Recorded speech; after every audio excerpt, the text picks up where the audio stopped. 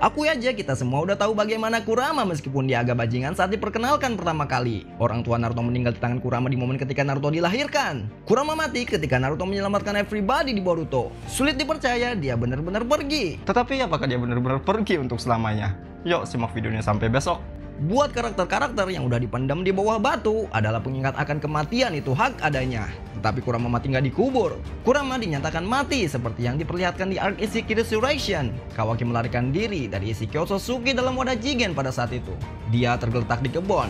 Dia dibawa ke Konoha. Dia kabur-kaburan sampai Hokage sendiri turun tangan. Berkat musyawarah para kage, dia diterima diadopsi Naruto, sang Hokage Konoha. Dia menetap di Konoha di bawah genteng yang sama dengan keluarga Naruto.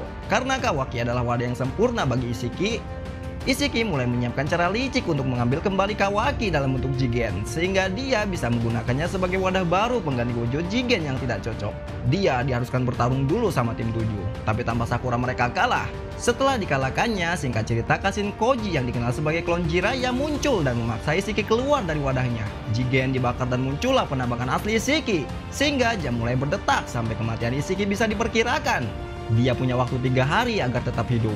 Isshiki dengan sombongnya melancarkan serangan langsung ke Konoha. Dia berencana akan mengancam dan menghancurkan segalanya demi merebut Kawaki. Tentu saja Naruto tidak membiarkan Isshiki merebut Kawaki dan memutuskan untuk melawan Isshiki. Selama pertarungan ini jelas bahwa Isshiki bukanlah sosok karakter yang bisa dikalahkan sendiri bahkan berdua dengan Sasuke. Sehingga Naruto memutuskan untuk mengambil jalan urgent pertarungan nyawa dan memanfaatkan transformasi bajingan baru sialan yang dikenal sebagai Baigon Mode. Baryon Mode adalah bentuk yang menarik yang mudah lowbat dan merupakan hasil dari pembakaran cakra Naruto dan Kurama sebagai campuran untuk membentuk jenis energi baru. Kedua cakra yang sudah tergabung itu kemudian menjadi bahan mentah untuk menciptakan sebuah energi baru yang punya kekuatan yang dahsyat. Kurama menjelaskan bahwa teknik ini mirip dengan bagaimana cara kerja fusi nuklir, sebuah reaksi di mana ada penggabungan beberapa atom yang kemudian jadi sumber energi bagi matahari, yang kemudian dinamai bentuk baryon. Tapi bentuk ini menyebabkan umur seseorang menjadi lebih pendek karena konsumsi cakra siapapun yang terlibat, termasuk lawannya. Dan ketika Naruto menggunakan bentuk ini melawan Isshiki, dia sebenarnya menghabiskan sebagian besar dari 3 hari itu hanya dalam beberapa kali Naruto menyentuh Isshiki. Dan itu sebabnya Isshiki bisa mati lebih awal sebelum datangnya 3 hari. Meski Isshiki masih bisa sedikit bertahan lebih lama dari Baigon Mode dalam pertempuran, Isshiki memanfaatkan Naruto sebagai sandera untuk memaksa Kawaki keluar. Naruto diinjek perutnya pakai tumit. Isshiki benar-benar pengen ngebunuh Pak Kades di sini. Isshiki mulai menghitung mundur. Kawaki teringat masa kelam yang membuatnya trauma. Psikis paling kejam dalam sejarah hidupnya kembali teringat. Tetapi yang mengejutkannya, Kawaki telah mempelajari Kage Bunshin no Jutsu. Dia berhasil menipu Isshiki yang sekarat dan Isshiki pun mati. Boruto yang benar-benar kesurupan yang berhasil nyolok mata Rinnegan Bang Toyo begitu saja berhasil merukyah dirinya kembali. Naruto merasa lega dan dia pun tergeletak mati suri. Masih banyak pertanyaan yang harus saya tanyakan tentang Baryon Mode. Terutama seberapa lama sih waktu yang terkikis ketika Isshiki menerima satu pukulan dari Naruto? Apakah seorang Uzumaki yang terkenal mempunyai banyak cakra hanya bisa menggunakan mode Baryon secepat itu? Sakura lagi ngapain ya? Naruto bertemu dengan Kurama di alam bawah sadar, di mana keduanya membicarakan tentang kenangan suka duka dari waktu ke waktu. Mereka mengenang sejarah panjang yang tak terlupakan. Kurama adalah sosok teman di balik penderitaan Naruto di dalam dirinya. Naruto tidak pernah berpisah darinya sejak lahir, dan di sini dialah sosok sahabat yang akan mati. Kami yang menyaksikan wajah Naruto ditinggal Kurama juga terbawa emosi ketika Naruto. Lah, kok jadi lu mukanya? Kenapa nggak lu aja yang mati? Boruto anjing.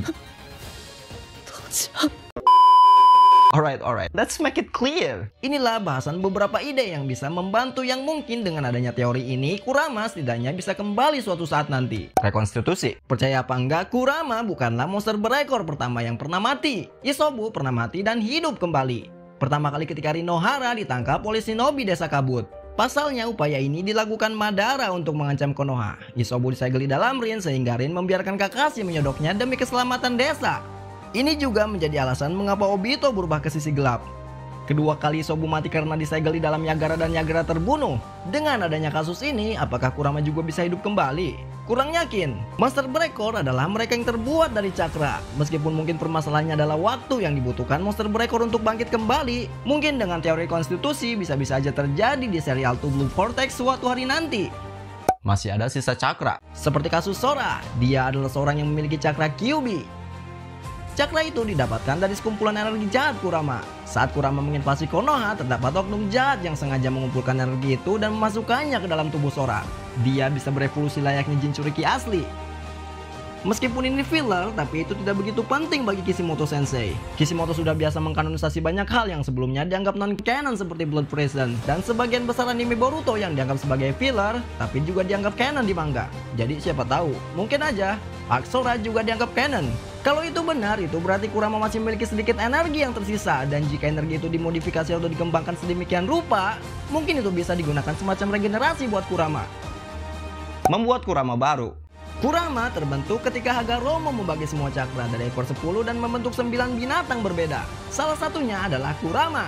Semua yang diperlukan untuk membuatnya kembali adalah agar pahlawan kita membagi cakra ekor 10 yang keberadaannya hanya diketahui oleh kode. Demikian cara bagaimana kita bisa berasumsi Kurama bisa hidup kembali. Mungkin itulah teori yang masuk akal yang sudah diketahui fans Naruto. Mulai dari rekonstitusi, mengandalkan sisa cakra Kurama, dan menghidupkan kembali Kurama. Dari 3 teori ini, teori mana yang terbaik menurut kalian? Komen ya. Noise. Giliran rekaman banyak banget suara noise.